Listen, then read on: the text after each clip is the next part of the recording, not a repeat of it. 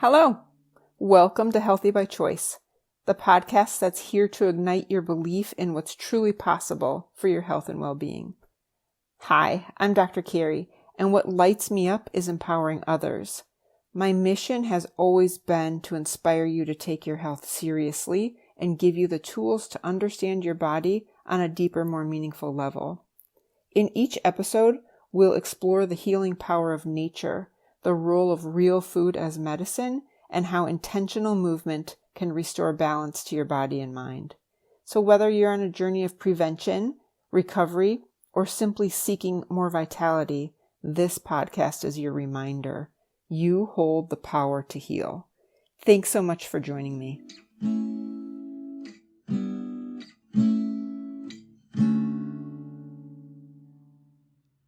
Hi, friends. Welcome back. Hey, I am currently designing programs. I'm teaching some continuing ed units on weekends for chiropractors. And so it's got me thinking about movement again and the healing power of gentle movement. So today I want to talk about something that is incredibly simple and incredibly powerful, which is the gentle movement. And that is not to say or contradict the fact that I really believe we need to be lifting heavier weights, we need to be putting in our cardiovascular time, all that stuff. You know that I have recently fallen in love with the flexibility training and stick stretching, stick yoga.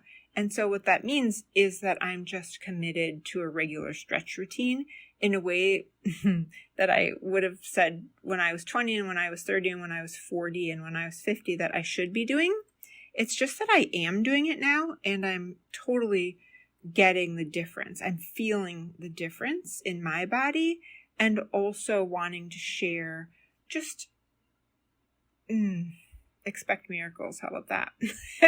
A system in alignment can do amazing things. And obviously chiropractic care helps get you in alignment, and some gentle movement has real healing power, as I said.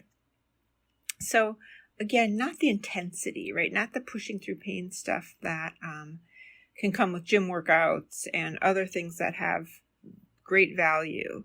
But I'm talking about the fact that our bodies evolved differently. We were made to do movement all day long. And this is something that's come up a little bit in conversation with, for example, patients who moved from sitting at a desk all day and then were standing or are standing, or we talk about the sit-stand desk, right? So yes.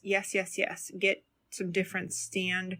Yes, sitting is the new smoking, all that. And we're not designed just to be in one place. We're just not. And I really don't want to shame the working person. I don't want this to sound,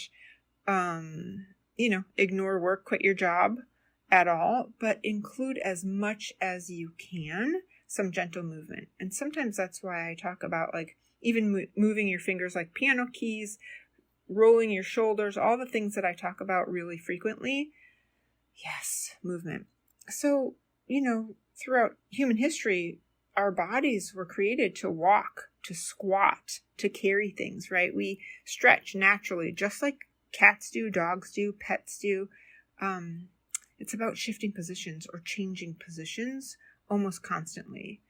And getting that movement woven into daily life. Sometimes I'll say get the right amount of water. Like if we have a small cup of water next to our workstation, that might be annoying because you go through it too fast. But having a huge gallon means that you don't have to get up and move very frequently. So tricking yourself into, yes, go to the bathroom more often. Guess why? You have to walk to the bathroom. Not to mention cleaning the tubes are good for you, is good for your body.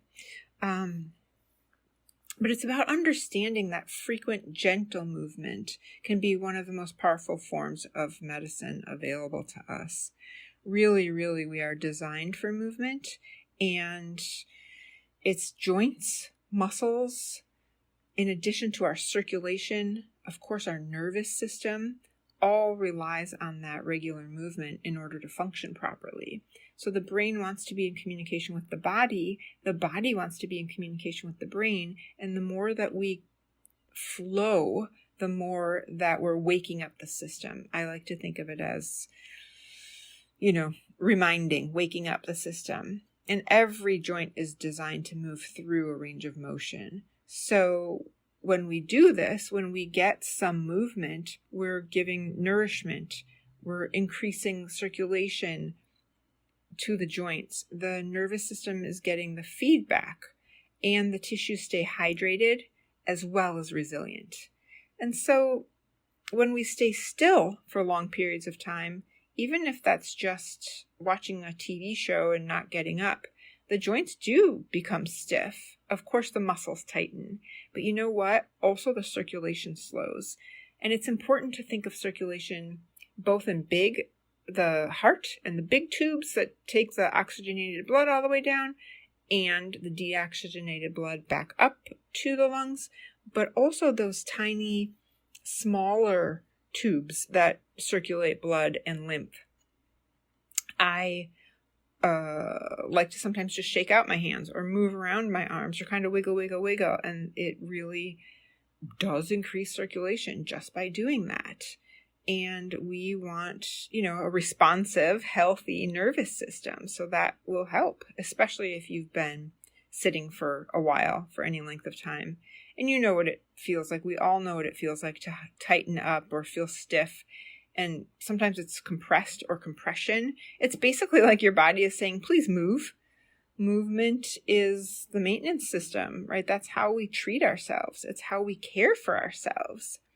And so, the body needs to be in communication with the brain just as much as the brain needs to be in communication with the body. And that's the nervous system. That's the communication. And that's how the autonomic nervous system communicates constantly.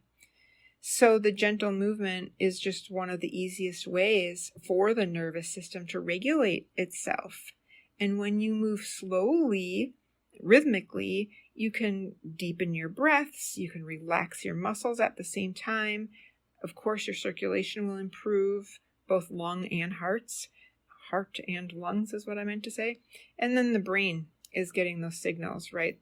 From the body signals going more clearly to your brain. It's really about shifting the body toward the parasympathetic balance. Remember from last time, the rest and digest, which is the state where healing happens, recovery happens. And sometimes taking a slow walk or stretching your body, you can begin to feel calmer. And it's really not just psychological. It is the nervous system responding overall, global. It's a global response. So it's also about getting, as I said earlier, the joint health, the lubrication in your joints. It is, these are mechanical hinges, to say it any other way. They are living tissues, and that synovial fluid needs a good stir. When I was in massage school in the 90s, we learned that the synovial fluid, the fluid inside of your joints, is like pancake batter. So if you let pancake batter sit, it will harden and become very difficult to stir. But if you move it around, it becomes more liquid and it moves more easily, right? And so I have just sort of always thought of that. And I live in a body too. And so I move my toes, I wiggle my feet, my toes, I roll my ankles, just all in that idea that I want my joints moving, but the fluid lubricating my joints to help nourish the cartilage, nourish the joint spaces. And so the synovial fluid circulates when the joint moves, and movement easily pumps the nutrients into the joint. So when the joint stays still for a long period of time, the circulation slows down. And so that's one of the reasons that stiffness develops. And so just, keeping that in mind, that even I say this jokingly, and it's not just a joke, but if you're sitting next to somebody and they have the Jimmy leg, it can be annoying if they're bouncing their foot up and down. But hey, guess what? You're stimulating your system. So when somebody's not next to you, just move around, wiggle a little bit. Wiggle at your desk. Wiggle when you go to the restroom or when you go to fill up your water bottle, all that stuff. And also remember the lymph, right? Your lymphatic system. That is the waste removal system. So any of the toxic cellular debris from within the body has to be flushed. Unlike our cardiovascular system, which has the heart to do the pumping of the blood, the lymphatic system does not have its own pump. It relies basically on those muscle contractions and on the movement of the body to circulate lymphatic fluid. So any walking, stretching, or mobility exercises, any rhythmic motion helps stimulate lymph, which again is a detoxifier. It's what is it called when you... Wow, Kerry, the word that I'm looking for, it's a cleaner. It cleans, it detoxifies. That's not what I meant to say, but we're going to go with that until I remember the word anyway. I'll call you at 3 a.m, as I always tell people. So please do a little bending, do a little rotating, practice your balance, do some reaching or reach down, reach up, reach down, reach up, and then do some getting up and getting down. All of those movements reflect the overall health of our joints. Of course, also the muscles. But the people who maintain mobility tend to stay active, independent, and engaged with life. Getting gentle movement practiced consistently is definitely the way to preserve this ability and long-term freedom of movement. There are classes, courses, videos like yoga, Tai Chi, just doing daily squatting, especially deep squatting, Qigong, obviously walking, dancing. You've heard me say that I like to dance in my kitchen by myself. Just do it over your lifetime. It's not just about building strength in the short term. It's really important for the longevity. And I care about you and I care about your longevity. I want that for you. I want that for me. This is the throughout the day, everyday type stuff. And remember, only you can do it, right? So this is not something we can have anyone else do for us. It's you taking care of you. So I am sending you my very best. All the love in my heart. Take really good care. I love you.